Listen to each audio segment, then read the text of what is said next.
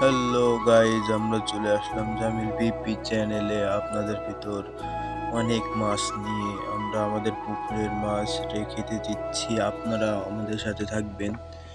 আমরা new new video নিয়ে আসবো। আপনারা সাবস্ক্রাইব, লাইক ও কমেন্ট দুইটাও করবেন, শেয়ারও করবেন। দেখেন কত মাছ গাইজ।